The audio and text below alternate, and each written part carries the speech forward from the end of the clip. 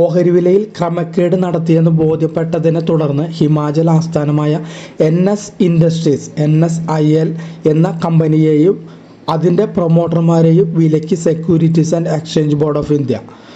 5500 കോടി രൂപയുടെ വിപണി മൂല്യമുണ്ടായിട്ടും കമ്പനിയുടെ വരുമാനം തീരെ കുറവാണെന്ന മാധ്യമ റിപ്പോർട്ടുകളെ തുടർന്നാണ് ഓഹരി വിപണി നിയന്ത്രകരായ സെബിയുടെ ഇടപെടൽ. കമ്പനിയുടെ ഇടപാടുകൾ പരിശോധിച്ചപ്പോൾ ഓഹരി ഇടപാടുകളിൽ കൃത്രിമത്വം നടന്നതായും വിദേശത്തുള്ള ഒരു അക്കൗണ്ടിലേക്ക് പണം മാറ്റിയതായും തെളിഞ്ഞിട്ടുണ്ട്.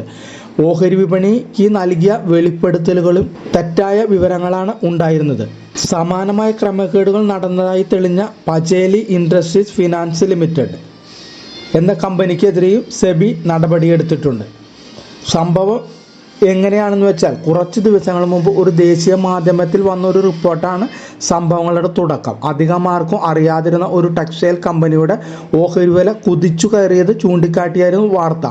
സെബി നിയമങ്ങൾ പാലിക്കുന്നില്ലെന്ന് കാട്ടി 2023 ഡിസംബർ 30 മുതൽ 2024 ജൂലൈ വരെ ഓഹരി വ്യാപാരത്തിന് വിലക്കേർപ്പെടുത്തിയിരുന്ന LSIL എന്ന കമ്പനിയായിരുന്നു അത്. എന്നാൽ വിപണി നിയന്ത്രണം നീക്കിയതിനു ശേഷം 2024 ഓഗസ്റ്റിനും സെപ്റ്റംബറിനും ഇടയിലുള്ള 48 ദിവസം കൊണ്ട് കമ്പനിയുടെ ഓഹരി വില കുതിച്ചുയർന്ന് 1000% ഉയർന്നു. അതായത് 22 രൂപയുണ്ടായിരുന്ന ഓഹരി വില 2 മാസത്തിനുള്ളിൽ 267 രൂപയായി കയറി. പിന്നാലെ വിലയിടിഞ്ഞ കമ്പനിയുടെ ഓഹരികൾ 2024 നവംബറിൽ 42 രൂപയിലേക്ക് കൂപ്പുകുത്തി.